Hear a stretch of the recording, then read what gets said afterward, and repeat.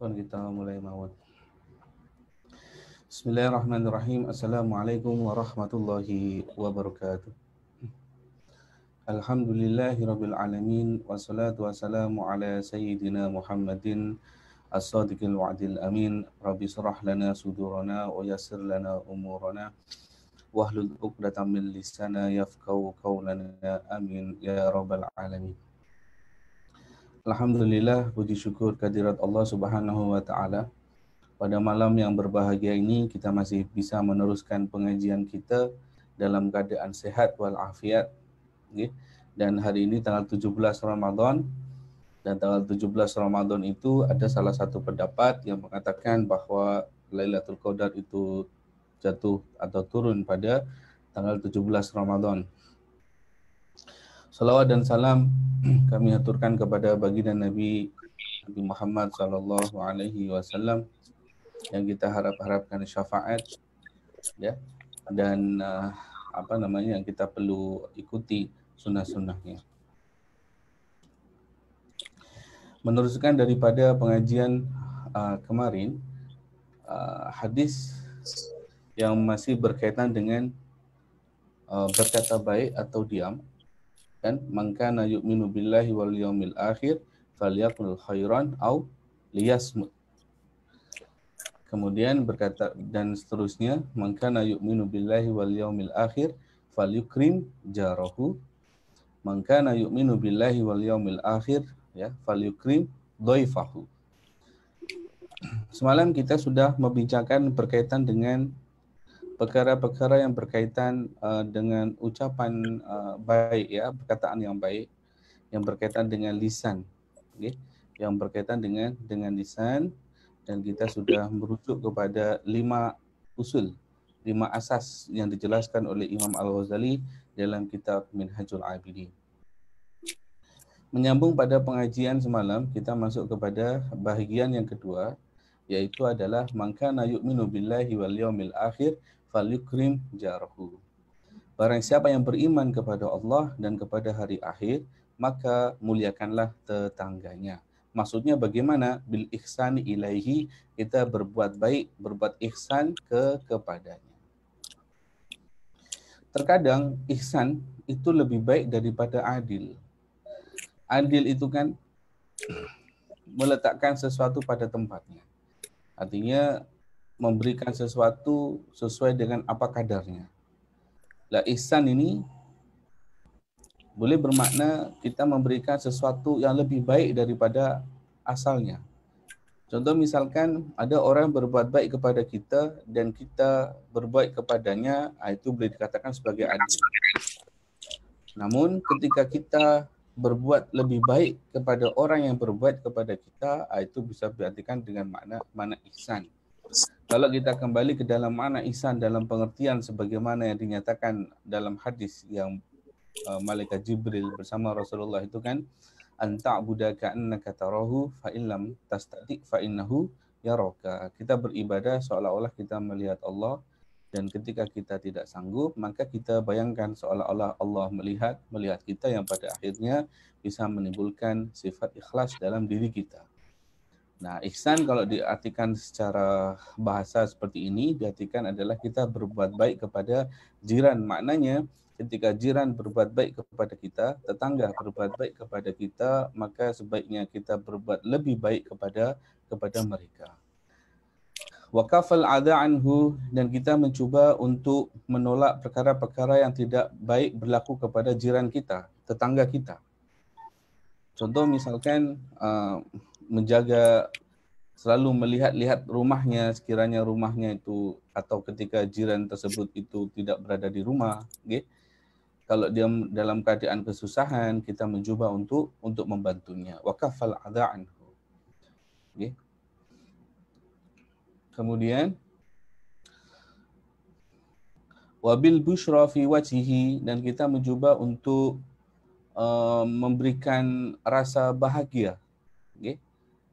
Memberikan rasa bahagia kepada jiran kita, bermakna man kana yu'minu billahi wal yaumil akhir falyukrim jarahu. Maknanya adalah kita memberikan rasa aman kepada tetangga kita.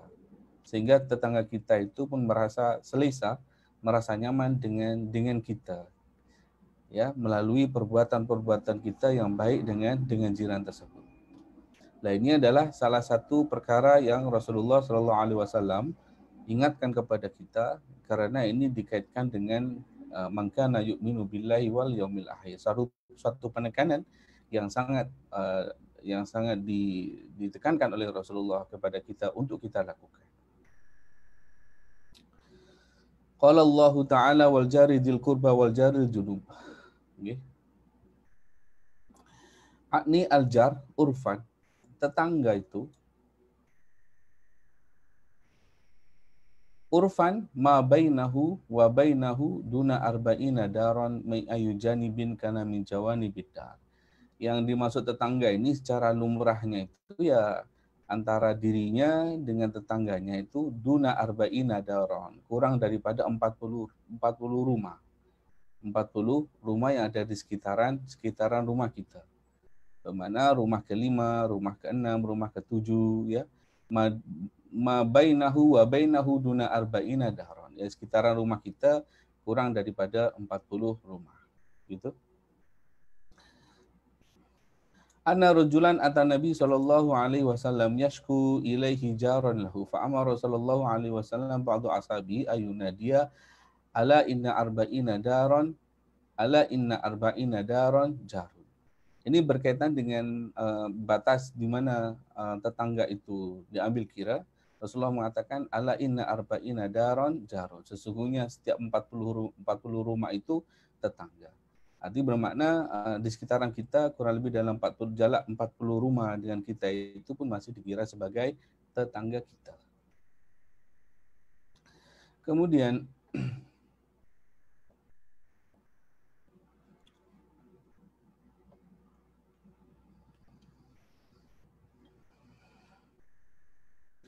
berkaitan dengan tetangga. Tetangga itu pun juga ada tingkatan-tingkatannya. Wal mujawarah maratibun ba'duha alsaqu min ba'din. Jadi tetangga ini pun ada tingkatan-tingkatannya. Bermakna dilihat dari mana jauh dan dekatnya.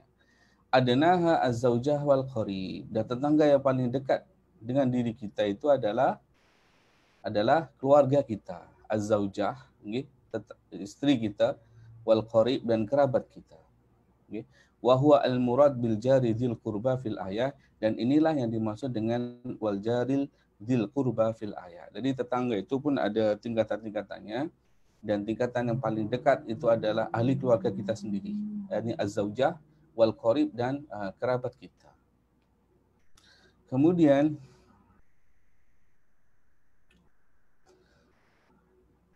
berkaitan dengan tetangga, faljiran salah satu. Tetangga itu ada 3 macam. Yang pertama adalah kafirun, kafir. Ya, karena kita hidup secara bersosial, ya. Jadi terkadang tetangga kita pun ada yang non-muslim. Dan tetangga non-muslim itu pun juga masuk dalam kategori tetangga juga dalam hukum kita. Tapi hak antara tetangga yang muslim dengan non-muslim itu berbeda-beda. Dari sini dinyatakan fal jiranu salah satu. Tetangga ini ada tiga bahagian. Yang pertama adalah kafirun, tetangga yang kafir. Falau haqqun wahidun bil jiwar. Tetangga yang kafir ini, kita perlu untuk memuliakan tetangga itu atas dasar hak bertetangga. Falau haqqun wahidun, dia mempunyai satu hak, yaitu hak bertetangga. Terus bagaimana dengan kalau tetangga kita muslim? Yang kedua adalah wa muslimun falahu haqqani. Yang kedua adalah tetangga kita ini seorang yang seagama dengan kita, beragama Islam. Tetangga yang beragama Islam, dia mempunyai 2 hak. Yang pertama ada al-jiwar, hak bertetangga, hak dia sebagai tetangga. Yang kedua adalah hak dia sebagai Islam, saudara kita sebagai sesama orang muslim. Ya, wa muslimun qaribun. Okay. Kemudian yang selanjutnya adalah tetangga kita, ya, muslim qarib. Artinya tetangga yang kita ini muslim dan juga kerabat kita. Falahu salah satu hukuk. Kalau tetangga yang ada di sekitaran rumah kita ini adalah seorang muslim dan pada masa yang sama dia adalah kerabat kita, maka dia mempunyai 3 hak. Falahu salah satu hukuk. Yang pertama adalah hak dia sebagai tetangga. Yang kedua adalah hak dia sebagai seorang muslim. Dan yang ketiga adalah hak dia sebagai kerabat. Jadi dalam hak bertetangga ini ada 3 macam dan setiap macamnya itu ada hak tersendiri. Saya ulang lagi. Hak bertetangga, kalau tetangga kita ini kafir, maka dia punya satu hak, yaitu hak dia sebagai tetangga kita. Dan perlu kita muliakan. Dan perlu kita memberikan rasa aman kepadanya. Yang kedua adalah hak tetangga kita adalah seorang yang muslim. Maka dia mempunyai 2 hak. Yang pertama hak dia sebagai tetangga, yang kedua hak dia sebagai seorang muslim. Dan tentunya hak tetangga kita kalau muslim ini mempunyai 2 hak, tentunya kita perlu untuk memperlakukan tetangga kita ini lebih baik, ya, atas 2 hak tersebut. Terlebih lagi tetangga kita muslim qarib, muslim qaribun, ya, masih kerabat. Dia ada 3 hak. Yang pertama hak dia sebagai tetangga, kedua hak dia sebagai seorang muslim, saudara kita seorang muslim, dan hak ketiga adalah sebagai kerabat kita, gitu ya. Kemudian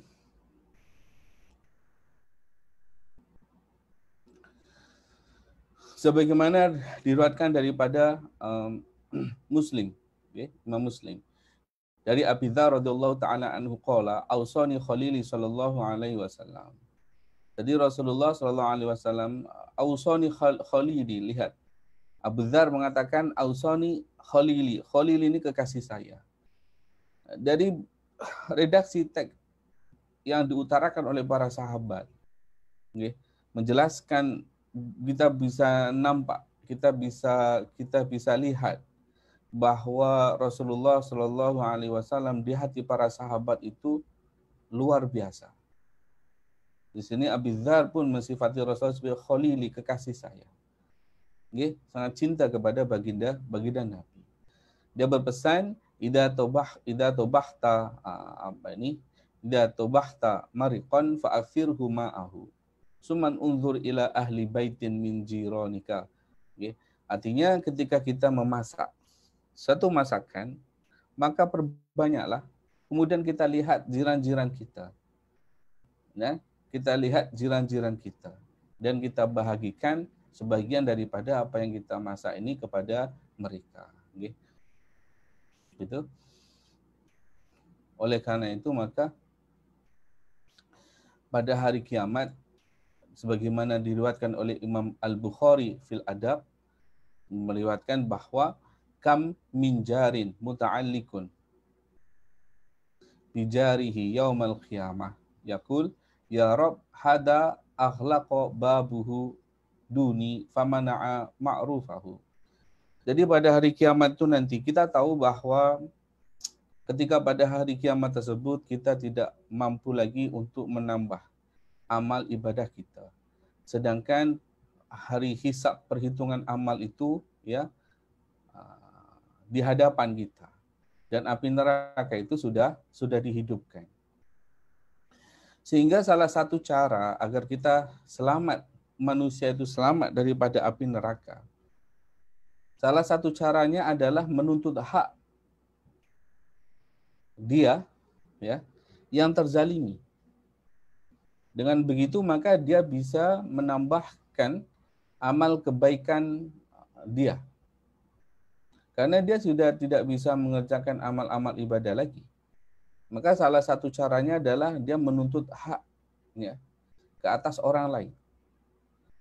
Dalam yang diriwayatkan oleh Imam Bukhari dinyatakan bahwa berapa banyak seorang tetangga ini datang menuntut kepada tetangganya. Dia mengatakan, ya Rabb, wahai Tuhanku, hada aghlaqa babuhu duni. Tetanggaku ini selalu menutup pintunya dan dia tidak pernah, artinya dia tidak pernah melakukan perkara yang baik untuk saya. Artinya tetangga ini tidak nyaman bertetangga dengan orang tersebut karena kelakuan dia. Atau boleh jadi karena perilaku dia, atau dan seterusnya. Jadi tetangga demikian ini, sebagaimana Imam Al-Bukhari riwayatkan, banyak sekali dia akan menuntut nanti di hari kiamat tersebut kepada tetangganya yang berbuat semena-mena, yang tidak bisa memberikan rasa aman kepada tetangganya yang lain. Dan dengan menuntut tersebut kan, maka amal kebaikan orang tersebut akan diambil sesuai dengan kadarnya dan diberikan kepada orang yang menuntut tadi. Maka Rasulullah SAW dalam satu riwayat yang lain mengatakan, dia bertanya kepada para sahabat, atadruna, kurang lebih redaksinya, kurang lebih, atadruna man huwa muflis? Ya. Rasulullah bertanya, Anda semua tahu tak siapa orang muflis? Muflis ini bankrupt, bangkrut. Kemudian Rasulullah meneruskan hadisnya, orang muflis nih, orang yang pada hari kiamat itu nanti datang dengan membawa amal ibadah yang begitu banyak. Jadi selama hidup dia banyak sholat. Selama hidup dia banyak bersedekah. Selama hidup dia banyak berwakaf. Selama hidup dia banyak berbuat kebaikan. Tapi pada masa yang sama dia ghibah orang lain. Dia menzalimi orang lain, ya. Dia menyakiti hati orang lain. Sehingga pada masa tersebut datanglah orang-orang yang dia zalimi tersebut menuntut keadilan, ya, kepada Allah Subhanahu wa taala, diambilkanlah amal kebaikan orang tadi itu, diberikan sesuai kadarnya kepada orang yang menuntut. Sehingga begitu terus berterusan hinggalah amal kebaikan orang tersebut itu habis. Tapi masih lagi datang orang lagi menuntut kepadanya. Dia mengatakan, apalagi yang Anda tuntut daripada saya tidak punya amal kebaikan lagi. Maka Allah Subhanahu wa taala mengambil amal keburukan orang yang menuntut tadi itu, diberikan kepada yang muflis tadi. Jadi sudah amal ibadahnya, amal kebaikannya itu habis, amal keburukannya bertambah banyak. Maka itu dinamakan sebagai orang yang muflis. Dalam hak bertetangga pun juga sama, sebagaimana Imam Al-Bukhari riwayatkan tadi itu.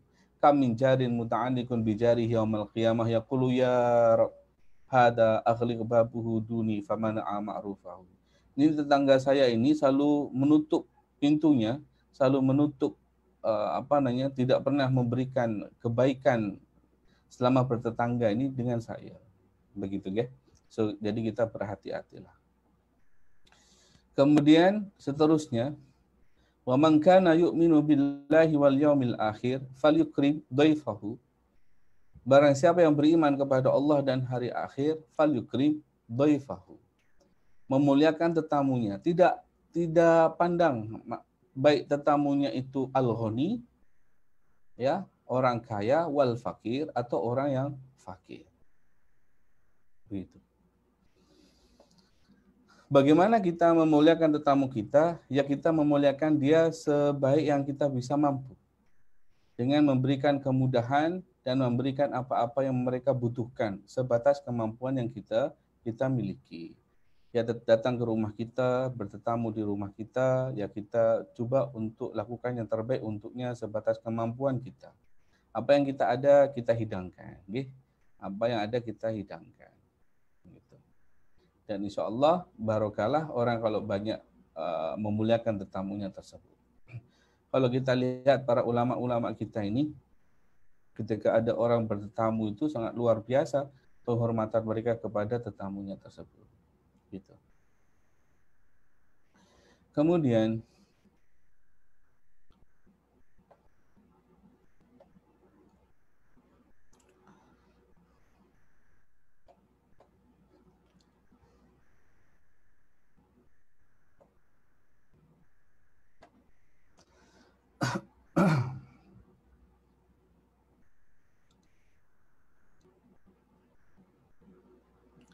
diriwayatkan berkaitan dengan memuliakan tetamu ini. Anak Ibrahim sallallahu alaihi wasallam wa ala nabiyina wa ala sa'iril anbiya wal mursalin kana yusamma apa dhaifan wa kana yamshi al-mil wal mailaini fi talabi man yataghadda ma'ahu. Sayyidina Ibrahim Sayyidina Ibrahim ini mendapatkan gelaran sebagai Abad Doifan. Itu bapaknya para tetamu. Karena Nabi Ibrahim ini dia suka dalam menghormati tetamu. Sehingga diriwayatkan karena yamsi al-mil wal mailaini. Kadang dia tuh berjalan sejauh 1 mil atau 2 mil hanya untuk mencari orang yang boleh diajak untuk makan bersamanya.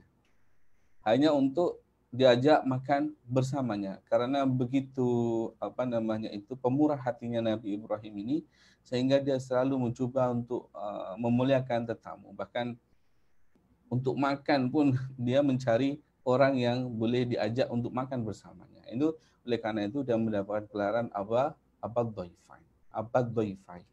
Gitu nggih. Kemudian itu berkaitan dengan tetamu. Baik, saya rasa itu cukup untuk hadis yang berkaitan dengan tetamu. Kita masuk kepada hadis yang seterusnya. Al-hadis as-sadi asyar. An-nahyu anil ghadab. Dan kita tahu bahwa hadis ini termasuk salah satu hadis yang terkandung di dalamnya 4 kebaikan. Kan ada 4 kebaikan yang terkandung, yang tersenarai dalam 4 hadis. Salah satunya adalah la taghdab, yaitu hadis berkaitan dengan jangan marah. Jangan marah. Jadi an Abi Hurairah radhiyallahu anhu anna rajulan qala li Nabi sallallahu alaihi wasallam ausini. Diriwayatkan daripada Abu Hurairah radhiyallahu anhu. Ana rajulan, ada seseorang lelaki. Okay. Qala li Nabi, dia berkata kepada baginda Nabi sallallahu alaihi wasallam. Ausini, wahai Rasulullah, ausini, wasiatkan kepada saya sesuatu. Qala, Rasulullah berkata, la taghdab, Anda jangan marah. Faraddada miraran, dan orang ini masih meminta kepada Rasulullah untuk mewasiatkan sesuatu kepadanya. Dia mengatakan, ausini ya Rasulullah. Rasulullah mengatakan la tahdab, sampai berulang-ulang. Maksud daripada hadis ini bahwa menunjukkan bahwa la taghdab maknahu la tanfudh ghadabaka wa laysa nahyu rajian ila nafsil ghadab lianna min tiba'il bashar ya la yumkinu al-insan daf'uhu. Ya, dimaksud Rasulullah Shallallahu alaihi wasallam la taghdab itu maksudnya adalah ketika Anda marah ini, janganlah kemarahan Anda itu Anda lampiaskan. La tanfudhu ghadabaka, jangan lampiaskan kemarahan Anda. Dan bukan bermakna hadis ini kita tidak boleh marah sama sekali. Karena itu tidak mungkin. Karena marah itu merupakan salah satu watak asli daripada manusia. Watak asli daripada manusia. Jadi yang dimaksud dengan la taghdab ini maksudnya adalah la tanfudh ghadabaka. Jangan lampiaskan kemarahan Anda. Dan bukan bermakna hadis ini kita tidak boleh marah sama sekali. Tidak bisa, karena watak manusia itu ada satu sifat namanya sifat ghadab, dan kebalikan daripada sifat ghadab itu adalah sifat ridha. Oleh karena itu maka adanya sifat ghadab yang ada dalam diri manusia itu pun juga ada ada hikmah di sebaliknya. Okay? Tapi oleh karena itu la budda ayyusta'mala al-ghadabu fi mahalihi. Oleh karena itu maka kemarahan yang ada dalam diri kita ini sepatutnya kita letakkan pada tempatnya. Karena kalau kita tidak letakkan pada tempatnya akan menimbulkan banyak madarat. Banyak madarat. Fal ghadabu naqidur ridha. Jadi ghadab, marah ini dia lawan kata daripada kata ridha. Lawan kata daripada kata ridha. Baik.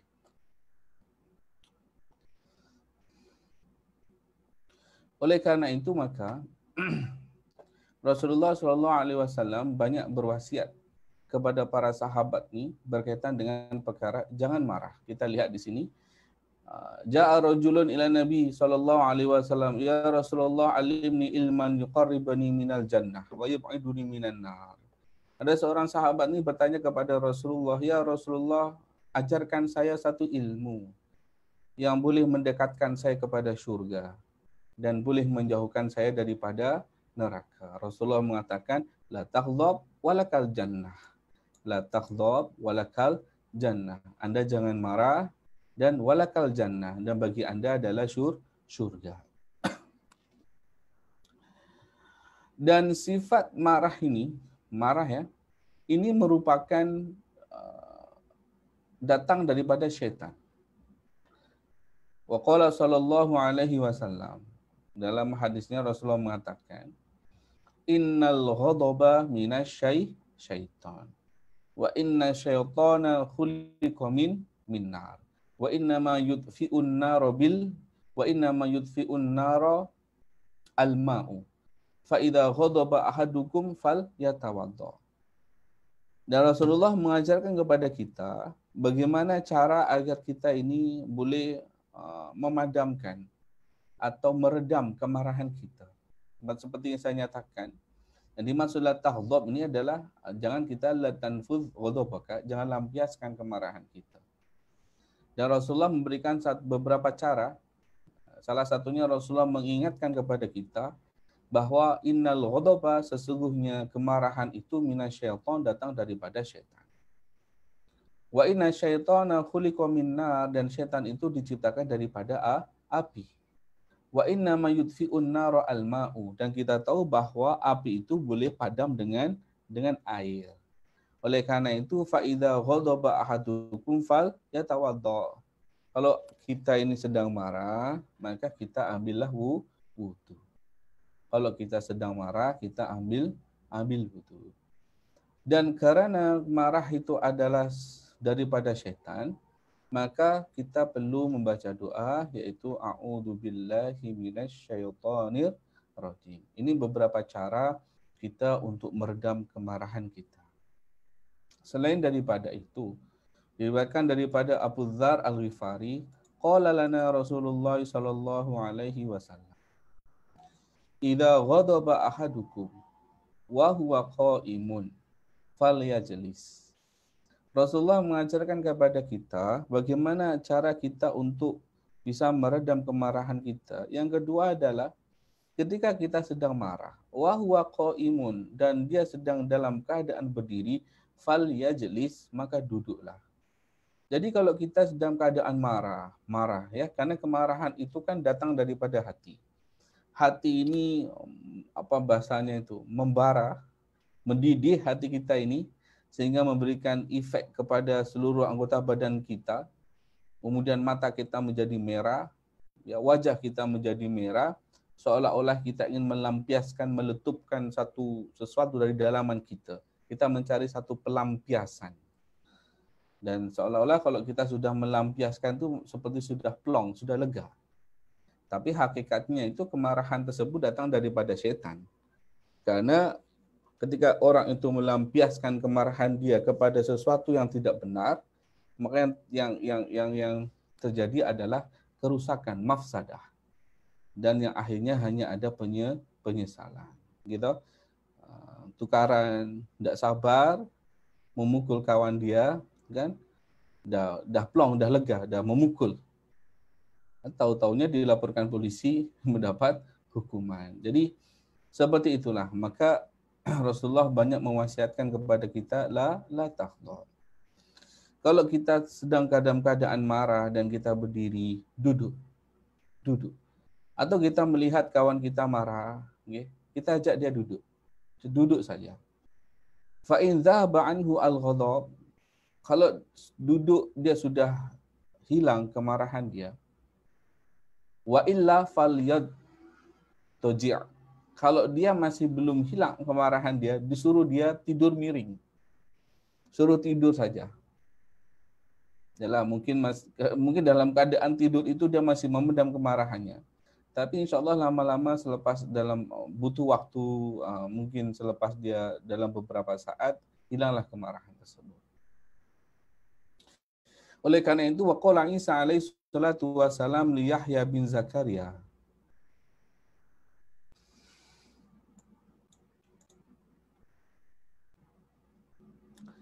Ya, dia berkata kepada Nabi Isa, "Inni mu'allimuka ilman nafi'an la tahdha."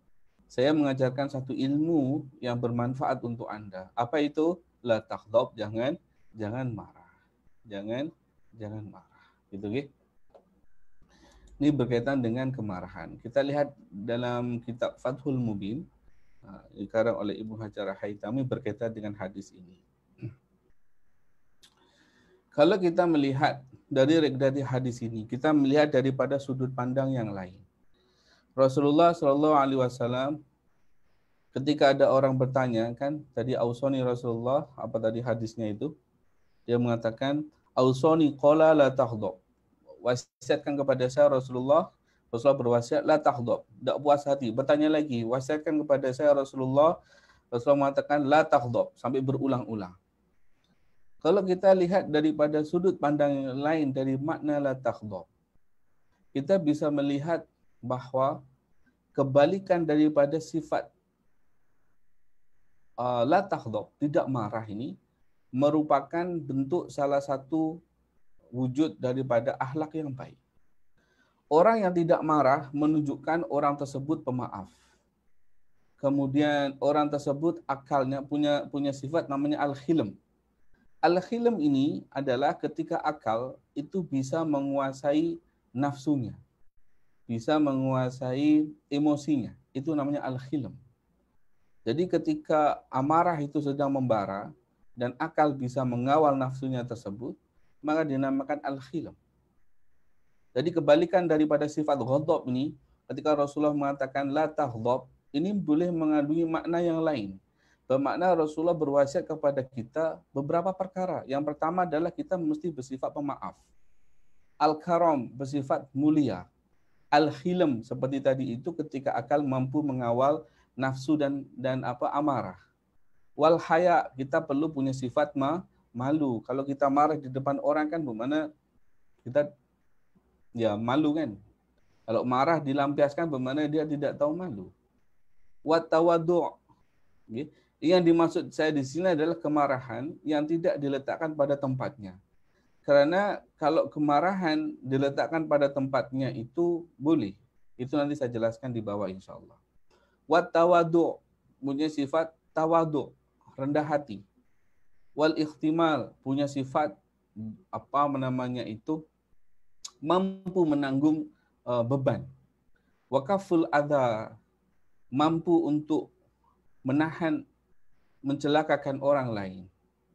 Wal afu wal kadhimil ghaidh, mampu untuk menahan amarah dia, dan seterusnya. Oleh karena itu maka di sini Ibnu Hajar Al-Haytami memberikan pandangan yang lain, sudut pandang daripada makna la taghdab. Jadi dilihat daripada lawan kata dari sifat la taghdab itu banyak sekali. Karena orang yang tidak pemarah dalam keadaan yang begitu dia sanggup tahan amarah dia, ini menunjukkan orang tersebut mempunyai beberapa akhlak yang mulia. Seperti al-afu, pemaaf, al-hilm, al-haya, pemalu, at-tawadu, rendah hati, mampu menahan diri, mental dia mental baja kan. Dan akhlak-akhlak kebaikan yang lain. Kemudian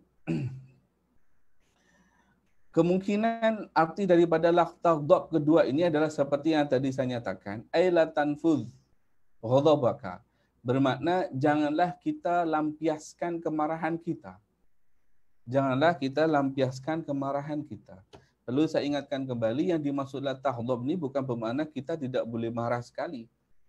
Itu sesuatu yang tidak sesuai, karena sifat marah dan ridha itu adalah salah satu watak yang ada dalam diri manusia. Ya, nah itu adalah sifat manusia. Tidak bisa watak itu hilang. Tapi yang dimaksud la taghdab ini adalah la tanfudh ghadabaka, kita jangan lampiaskan kemarahan kita. Gitu. Kemudian oleh karena itu maka Asy-Syaikhani, Imam Bukhari dan Muslim dalam satu hadis mengatakan, laisa syadidu bisur'ah, innama syadidul ladzi yamliku nafsahu indal ghadab.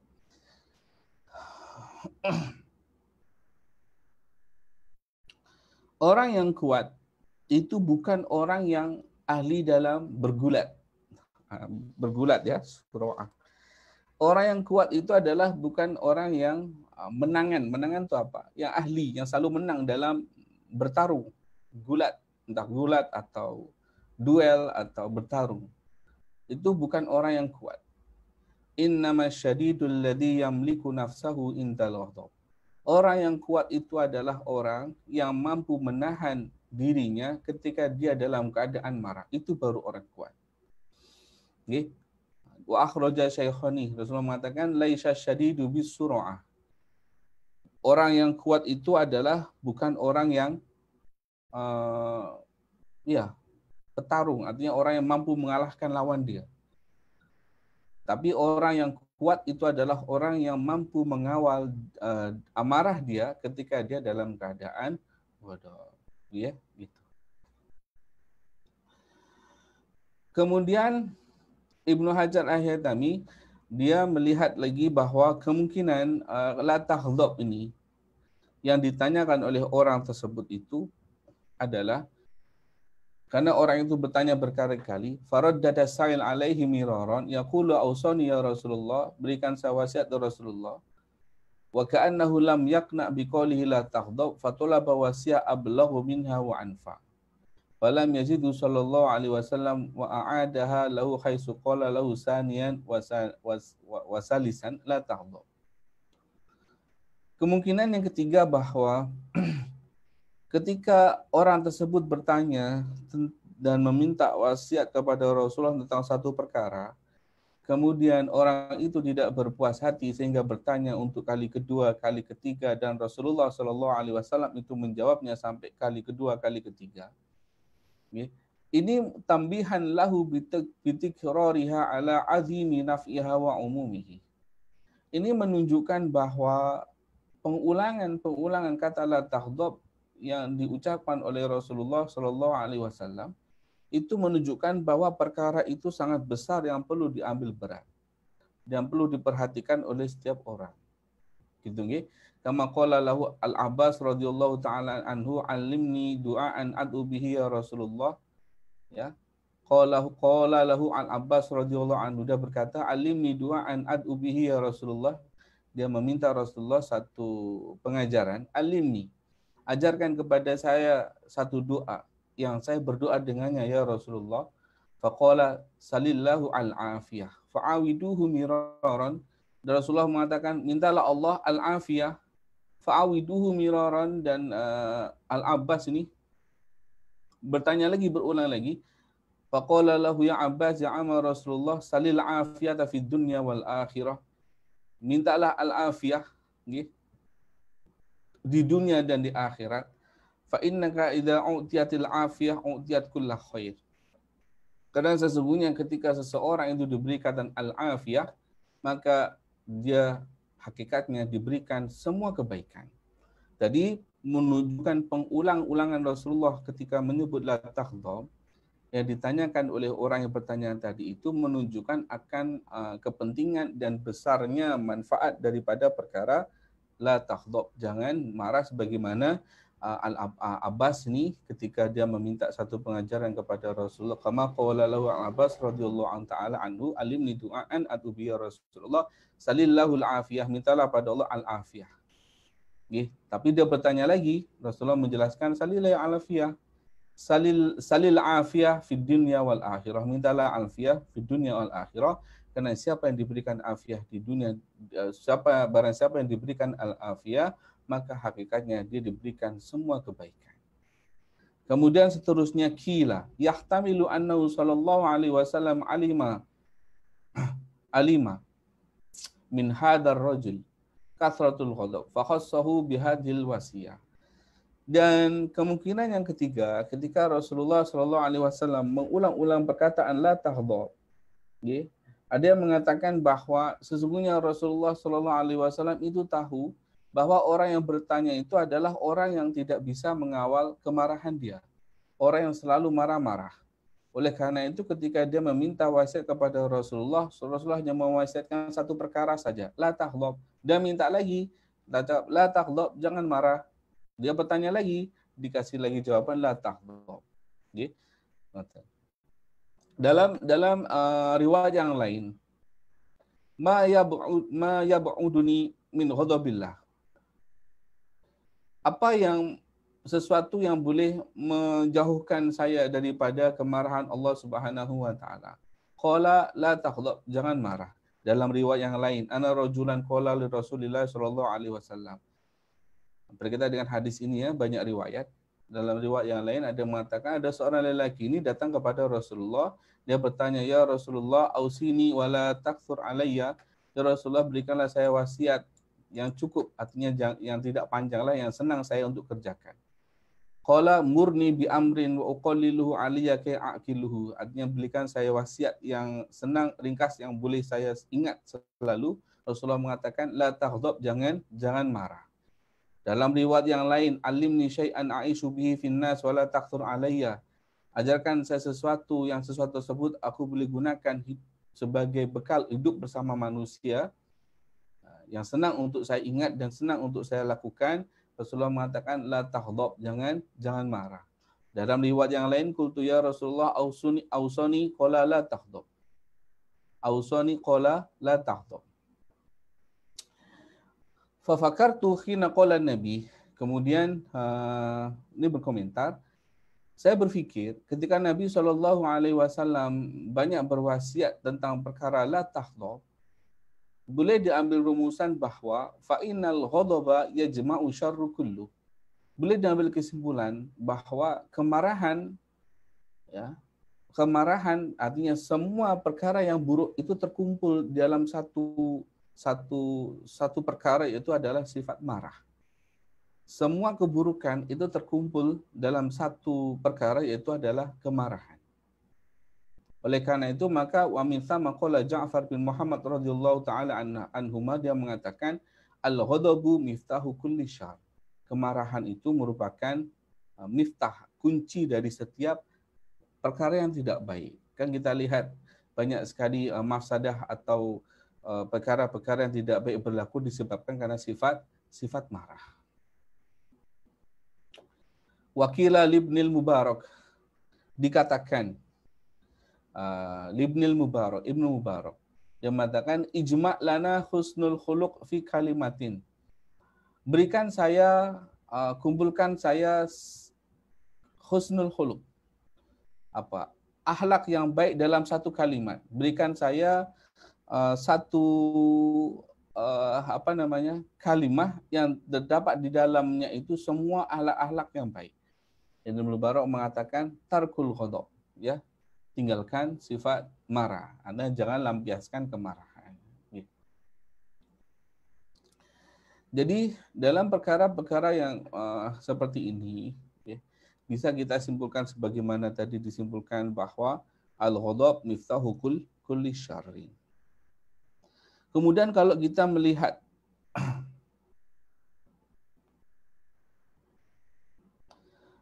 dalam surat Asy-Syura ayat 37. Wa idza ma ghadibuhum yughfarun. Wa idza ma ghadibuhum yughfarun. Kalau kita hubung kaitkan dengan hadis di atas, menunjukkan bahwa setiap manusia itu diperintahkan untuk mengawal kemarahan dia, karena dari kemarahan tersebut itu adalah yatarattabu alal ghadabi minal adrar, karena dari kemarahan tersebut tadi punca daripada setiap perkara yang tidak baik. Oleh karena itu maka walakinal insan al mu'min al aql ya'khudhu bil hilm. Hakikatnya seorang manusia yang beriman, yang berakal, dalam menyikapi satu kemarahan ini dia perlu menyikapinya dengan bil hilm. Al-hilmu. Oleh karena itu Allah Subhanahu wa taala dalam mensifati sifat orang yang beriman dalam surat Asy-Syura ayat 37, Allah mengatakan wa idza ma ghadibu wa hum yaghfirun. Ketika datang sesuatu yang menjadikan orang-orang Islam mukmin itu marah, hum yaghfirun, mereka itu memaafkan. Kita lihat Allah Subhanahu wa taala tidak menggunakan perkataan la yaghdabun. Kan wa idza ghadibu hum, ketika datang satu perkara yang menjadikan orang yang beriman itu marah, Allah mengatakan hum yaghfirun, mereka memaafkan. Allah tidak mengatakan hum la yaghdabun, mereka tidak marah. Allah tidak menggunakan kata tidak marah, tapi Allah mengatakan hum yaghfirun, artinya mereka itu memaafkan. Karena dari sifat hilm ini, yang pertama, dia bisa menahan amarah dia dan tidak melampiaskan amarah tersebut. Itu yang pertama. Dari sifat hilm tersebut, orang tersebut bahkan boleh melampaui kesempurnaan akhlak, yaitu memaafkan orang yang menjadikan dia marah. Itu adalah sifat seorang mukmin sebagaimana Allah Subhanahu wa taala menyatakan dalam surat Asy-Syura ayat 37. Jadi orang mukmin ketika dicabar kemarahan dia, hum yaghfirun, mereka akan memaafkan. Bukan hum la yaghdabun, bukan mereka tidak marah, bukan hanya tidak marah, tapi maka mereka memaafkan orang-orang yang membuat dia marah. Maka semakin orang itu semakin berakal, semakin orang itu semakin kuat imannya, maka semakin orang itu berhikmahlah dalam kehidupan dia ini. Bermana akal dia ini bisa mengawal hawa nafsu, amarah, dan seterusnya. Itu adalah sifat orang yang beriman sebagaimana dinyatakan Allah Subhanahu wa taala dalam surat Asy-Syura. Kemudian dalam surat Asy-Syura seterusnya dalam ayat 40. Faman afa wa aslaha fa ajruhu ala Allah. Ini dalam surat Asy-Syura ayat 40 ini Allah Subhanahu wa taala pun memberikan kepada kita panduan agar kita ini tidak marah. Ingat, ketika orang itu dicabar kemarahan dia, faman afa, kemudian dia memaafkan, wa aslaha, dan dia memperbaiki kerumitan perkara yang menyebabkan kemarahan tadi itu, fa ajruhu 'ala Allah, maka pahala dia itu Allah akan berikan. Ini salah satu cara agar atau untuk menjadi pengingat kita lah, kalau kita sedang marah itu, kita mesti ingat sifat seorang mukmin itu adalah wa idza ma ghadibu wa hum yaghfirun. Dia adalah orang yang pemaaf, bukan hanya tidak marah tapi juga memaafkan. Dan kita perlu ingat Allah Subhanahu wa taala mengatakan faman afa wa aslaha fa ajruhu 'ala Allah, maka kebaikan dia ini, pahala dia daripada Allah Subhanahu wa taala. Kemudian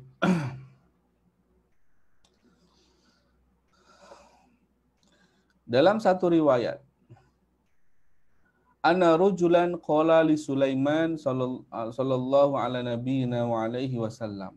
Ausini, ada seorang lelaki ini datang kepada Nabi Sulaiman. Dia mengatakan, berikan saya wasiat, wahai Nabi Sulaiman. Nabi Sulaiman mengatakan, la taghdab, jangan marah. Lelaki ini mengatakan, la aqdir, saya tidak mampu. Maka Nabi Sulaiman mengatakan, fa idza ghadabta fa amsik lisanaka wa yadaka. Nabi Sulaiman mengatakan, ya sudah, kalau kamu tidak mampu, kalau kamu sedang marah, pegang lisan dan tanganmu. Ya, bermakna jaga dia agar tidak mengeluarkan perkataan-perkataan yang tidak sepatutnya. Gitu nggih. Kemudian seperti tadi saya nyatakan dalam satu riwayat, fa idza akhassa ahadukum min dzalika syai'an falyajlis wa la ya'du bi al-ghadab. Salah satu cara agar kita ini boleh mengawal kemarahan kita ini, ketika kita sedang marah dan kita dalam keadaan berdiri, ya kita duduk. Kalau masih marah juga, ya kita tidur istijah. Kita tidur miring. Kemudian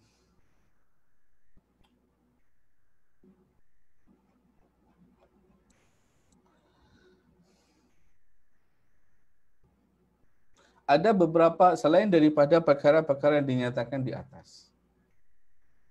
Selain daripada perkara-perkara di atas, ada beberapa perkara-perkara lagi yang boleh kita jadikan pertimbangan ketika kita marah agar kita ini sentiasa boleh mengawal kemarahan kita. Seperti tadi saya nyatakan, innal ghadaba minasyaiton, kemarahan itu datang daripada setan. Jadi kalau kita sedang marah, kita mengucapkan a'udzubillahi minasyaitonir rajim. Pada masa yang sama kita boleh berwudu. Sebagaimana dalam riwayat faqala Nabi SAW, ini berkaitan dengan diriwayatkan daripada Imam Asy-Syaikhaini, Bukhari Muslim. Istabba rajulani indan Nabi SAW wa ahaduhuma yasubbu sahibi ya mughdaban qad ikhmara wajhuhu. Jadi suatu ketika ada dua orang lelaki ini saling caci maki satu dengan yang lain. Saling miso-misohan, mencaci maki antara satu dengan lain dalam keadaan marah yang merah wajah mereka. Faqala Nabi SAW, maka Rasulullah berkata kepada mereka, inni la'u'allimu kalimatin, lau qalaha la dhahaba anhu ma yajid, lau qala a'udzu billahi minasyaitonir rajim. Kemudian Rasulullah mengatakan, saya akan mengajarkan kalian satu kalimat. Kalau Anda ucapkan, maka apa yang terjadi pada Anda ini akan hilang. Bermakna sifat marah tadi itu. Apa itu? A'udzubillahi minasyaitonir rajim. Gitu. Kemudian seterusnya diriwayatkan daripada Imam Ahmad. Idza ghadaba ahadukum falyaskut. Kalau kita sedang marah, kalau salah satu di antara kalian marah, falyaskut, diam saja. Diam saja, karena biasanya orang kalau marah itu dia ingin melampiaskan kan, melampiaskan baik melalui ucapan atau perbuatan. Dan kalau seperti tadi saya nyatakan, kalau dia sudah melampiaskan itu dia macam seperti sudah plong ya, tapi hakikatnya itu menyelesaikan satu masalah dengan masalah yang baru yang akan timbul. Begitu. Kemudian yang terakhir berkaitan dengan marah ini. Ada satu perkara yang boleh kita ambil kita ambil berat. Berkaitan dengan sifat marah sebagaimana dinyatakan oleh Ibnu Hajar Al-Haytami. Saya nyatakan di sini. Mana ya?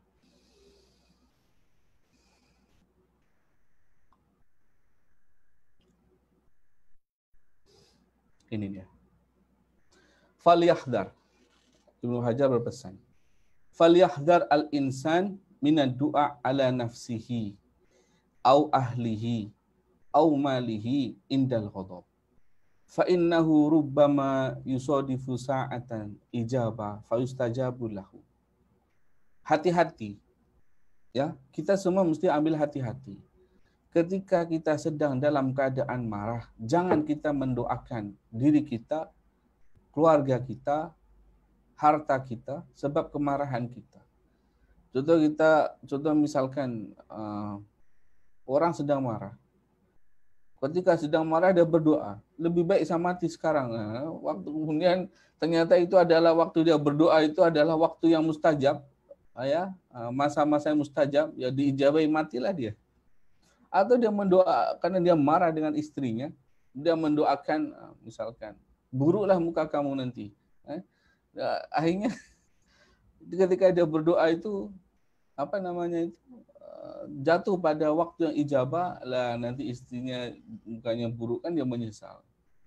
Atau mendoakan anaknya, anak durhaka jadi batu, contoh misalkan jadi batu. Nah, siapa tahu.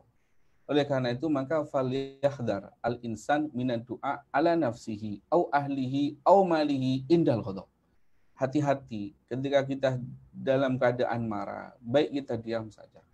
Jangan kita mendoakan ya diri kita, keluarga kita, karena kita marah dengan diri kita doakan yang tidak baik untuk diri kita. Kita marah dengan ahli keluarga kita, istri dan anak kita doakan yang tidak baik untuk mereka. Kita marah dengan harta kita, tengah berdagang, dagangannya tidak laris, berdoakan, ya sudah kalau gitu bangkrut sajalah, diijabai pangeran dan bangkrut tenan, kan jadi repot nanti. Ketika dalam keadaan marah, fa innahu rubbama yusadifu sa'atan ijabatan fayustajabu lahu. siapa tahu apa yang kita doa itu ternyata jatuh tepat pada masa yang doa itu diijabahi. Nah, nanti kan ya susah sendiri. Gitu ya. Nah, ini ada salah satu pesan yang perlu kita ambil berat berkaitan dengan sifat-sifat marah tadi itu. Rasulullah Shallallahu Alaihi Wasallam, beliau tidak pernah marah ini disebabkan karena hawa nafsunya. Rasulullah marah, iya Rasulullah marah, tapi kemarahan Rasulullah ini karena Allah dan agama kita ini. Bermakna ketika ada orang yang merendahkan agama Allah, ada orang yang menghina Allah, ya memang marah. Tapi kemarahan itu bukan semerta-merta langsung dilampiaskan kepada orang-orang, tapi nampak daripada wajah Rasulullah Shallallahu Alaihi Wasallam, nampak daripada wajah Rasulullah Shallallahu Alaihi Wasallam kemarahan tersebut. Maka ada satu cerita itu berkaitan dengan Sayyidina Umar. Itu ada seseorang berkata kepada Sayyidina Umar ini, wahai Amirul Mukminin, Anda ini menghukumi satu perkara tidak adil, membagikan harta ini tidak cukup, sehingga Sayyidina Umar ini merah sekali muka dia. Kemudian ada orang mengatakan, ada di sini, mana yang saya carikan.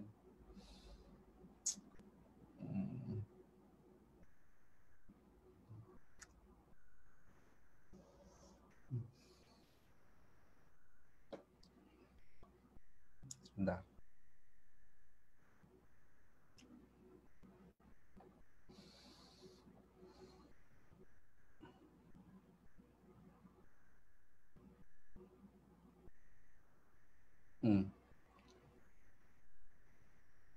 Intinya begini, cerita berkaitan dengan Sayyidina Umar itu, ada orang mencela Sayyidina Umar, mengatakan beliau menghakimi suatu perkara dengan tidak adil, membagikan harta dengan tidak mencukupi, menjadikan Sayyidina Umar marah.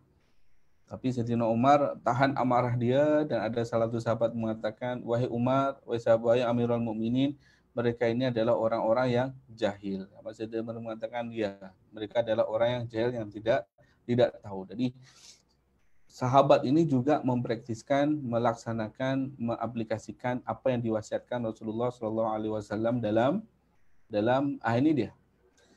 Ini. Wa min thamma lama ghadiba Umar ala man qala lahu. Ketika ada Sayyidina Umar ini marah. Ada orang berkata, ma taqdi bil adl wa la tu'ti al jazl. Anda ini menghakimi, menetapkan satu perkara yang tidak adil. Wala tu'ti al jazal, tidak memberikan sesuatu pada orang itu dengan secukupnya. Wahmarra wajhu, dan wajah Sayyidina Umar itu marah. Kita tahu Sayyidina Umar itu kan orangnya sangat luar biasa pemberani. Qila lahu, kemudian ada orang yang berkata kepada Sayyidina Umar, ya Amirul Mukminin, alam tasma'anallah ta'ala yaqul. Ya Amirul Mukminin, bukankah Anda mendengar sesungguhnya Allah Subhanahu wa taala mengatakan khudil afwa wa'mur bil urfi wa'rid anil jahili. Maafkanlah, ambilkanlah yang baik, dan berpalinglah daripada orang-orang jahil. Wa hadza minal jahilin. Orang yang berbicara tadi itu adalah termasuk orang-orang yang jahil, orang yang tidak tahu. Maka Sayyidina mengatakan, sodakta, faka'annama kana naron fa'utfi'at. Seolah-olah api yang membara tadi tiba-tiba menjadi padam. Menjadi padam. Jadi ingat, khudil afwa wa'mur bil urfi wa'rid anil jahilin. Khudil afwa wa'mur bil urfi wa'rid anil jahilin. Itu boleh kita praktiskan. Jika ada orang itu berkata sesuatu yang tidak baik kepada kita, ya kita ingat saja firman Allah Subhanahu wa taala, khudil afwa wa'mur bil urfi wa'rid anil jahilin, ya. Maafkanlah, berbuat baiklah, dan berpalinglah daripada orang-orang yang tidak tahu. Pada masa yang sama tadi itu, wa idama ghadibuhum yaghfirun. Ketika orang beriman itu dicabar kemarahan dia, maka dia memaafkan. Bukan hanya tidak marah, tapi dia juga memaafkan. Wallahu a'lam.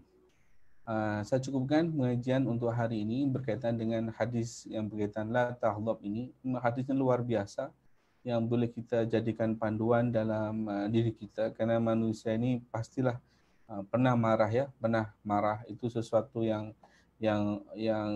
alami lah, karena dalam diri manusia dari sifat marah.